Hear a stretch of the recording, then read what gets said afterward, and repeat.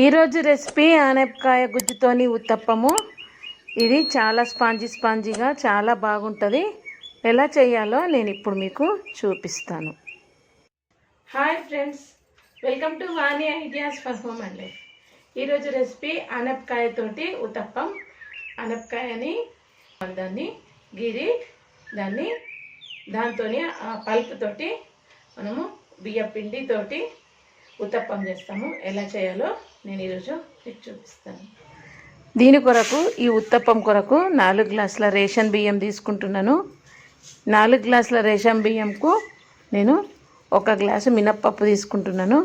దోసల పిండి లాగానే మనం ఈ బియ్యంని నానబెట్టుకోవాలా.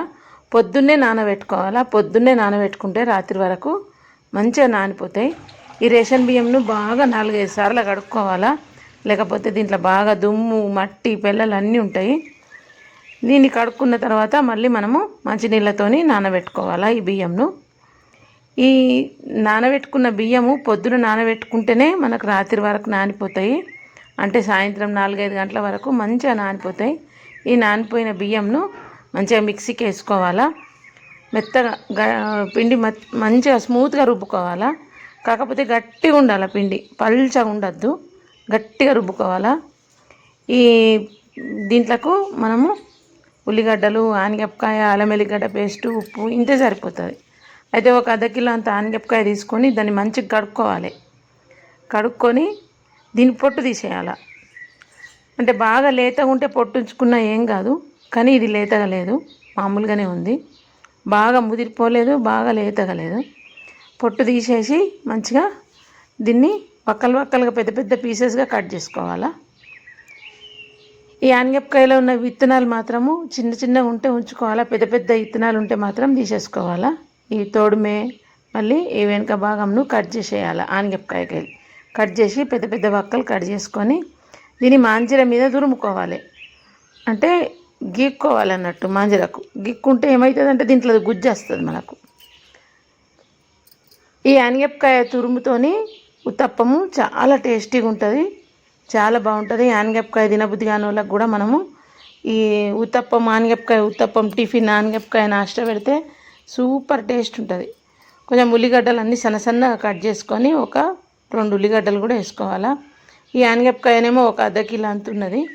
2 ఉల్లిగడ్డలు, 1 స్పూన్ అల్లం వెల్లిగడ్డ పేస్టు, 1 స్పూన్ ఉప్పు వేసుకొని కొంచెం కలుపుకోవాలి. మనం కలుపుకుంటాగానే దీంట్లో వాటర్ ఊరిపోతాయి, నీళ్ళు వస్తాయి. ఆనగపకాయ వాటర్ నిడిసబెట్టేస్తుంది.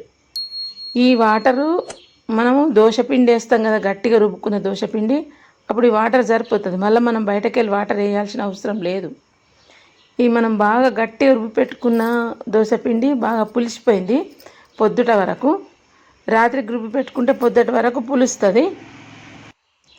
మంచిగా పులిసిపోయిన పిండి మనము ఈ ఆనగపకాయలు వేస్తే సూపర్ వస్తుంది. ఆనగపకాయ గుజ్జులో వేసి మనం మంచిగా కలుపుకోవాలి. కలుపుకొని దీన్ని ఉత్తప్పం లెక్క చేసుకోవాలి. చాలా బాగుంటుంది.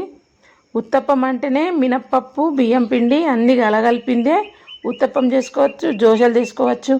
ఆంధ్ర వాళ్ళు అయితే ఇడ్లీలు కూడా చేసుకుంటారు దీంతో.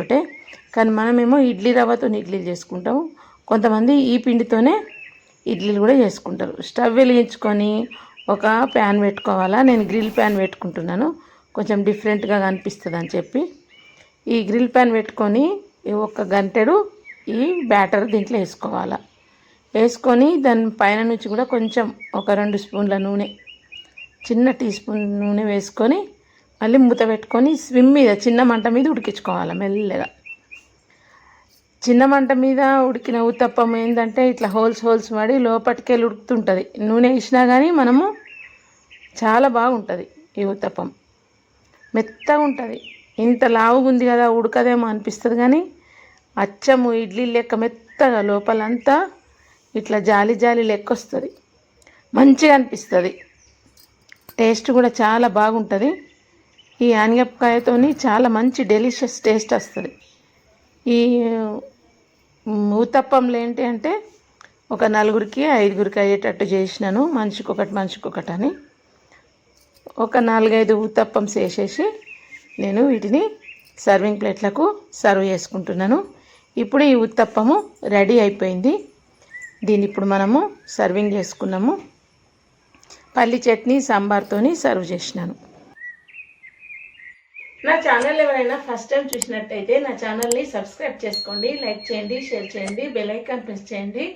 బెల్ ఐకాన్ ప్రెస్ చేస్తే నేను చేసే వీడియో నోటిఫికేషన్స్ మీకు ముందుగానే వస్తాయి. మీరు నా వీడియోలు ముందుగానే చూడొచ్చు. Thank you for watching my channel. Thank you very much.